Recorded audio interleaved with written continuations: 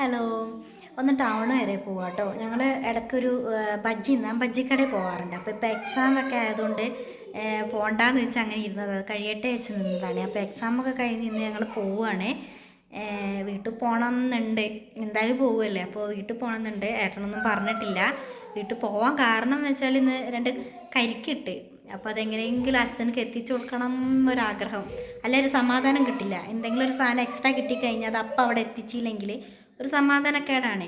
അനിയത്തിൻ്റെ അച്ഛനും മുഖം പെട്ടെന്ന് ഓർമ്മ വരും. അപ്പോൾ അതൊന്ന് ഏട്ടൻ വന്നാൽ പറയും ചെയ്യാൻ വിചാരിച്ചു. അപ്പോൾ ഏട്ടനൊന്ന് നാളെ ഇവിടെ അമ്പലത്തിൽ ഉത്സവമായതുകൊണ്ട് നാളെ ആരും പണി എടുക്കത്തില്ല. അപ്പോൾ പണിക്കാർക്കുള്ള കൂലിയൊക്കെ കൊടുത്തിട്ട് വരാമെന്നുണ്ട് പോയിക്കണം. അപ്പോൾ ഏട്ടനെ കാത്തിക്കുകയാണ് ഞങ്ങൾ. ഏട്ടൻ വന്നിട്ട് വേണം ഇറങ്ങാൻ. അപ്പോൾ വേണം വീട്ടിൽ പോണ കാര്യം പറയാൻ. പോകുന്നൊന്നും ഉറപ്പില്ല. അപ്പോൾ ഞങ്ങളിതാ പുറത്ത് മാറ്റിയിട്ട് ഇങ്ങനെ നിൽക്കുകയാണ്. അപ്പോൾ ഞാനിപ്പോൾ ഏട്ടനെ വിളിച്ചു. അപ്പോൾ ഏട്ടനും കൂലിയൊക്കെ മേടിച്ച് കൊടുത്തിട്ട് വരികയാണ് പറഞ്ഞത്. അപ്പോൾ നമുക്ക് പുറത്തേക്ക് ഇറങ്ങാം. ലേറ്റോ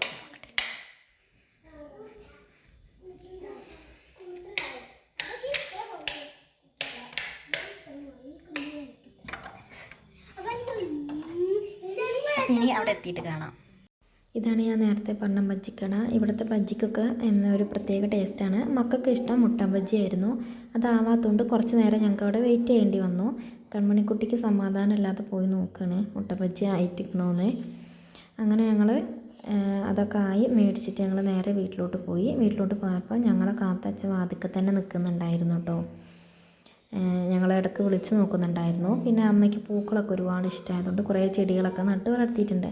അങ്ങനെ വീട്ടിൽ കയറി കഴിഞ്ഞ് കമ്മണിക്കുട്ടീൻ്റെ വക ഒരു കൊഞ്ചലും പരാതി പറച്ചിലൊക്കെ ഉണ്ടായിരുന്നു. അതൊക്കെ കഴിഞ്ഞ് അമ്മ ഞങ്ങൾക്ക് ചായ ഉണ്ടാക്കി തന്ന് ചായയൊക്കെ കുടിച്ച് പിന്നെ ഒരുപാട് നേരം ആയതുകൊണ്ട് ഞങ്ങൾ പെട്ടെന്ന് തന്നെ ഇറങ്ങി. ഒരുപാട് നേരം ഇരിക്കാനൊന്നും നിന്നില്ല. പെട്ടെന്ന് തന്നെ ചായ കുടിച്ചിട്ട് അവിടെ നിന്ന് ഇറങ്ങി. അപ്പോൾ എൻ്റെ കൊച്ചു വീഡിയോ നിങ്ങൾക്ക് ഇഷ്ടപ്പെടുകയാണെങ്കിൽ ലൈക്ക് ചെയ്യാനും സബ്സ്ക്രൈബ് ചെയ്യാനും മറക്കരുത് കേട്ടോ. അപ്പോൾ പുതിയൊരു വീഡിയോ ആയിട്ട് പിന്നെ കാണാം.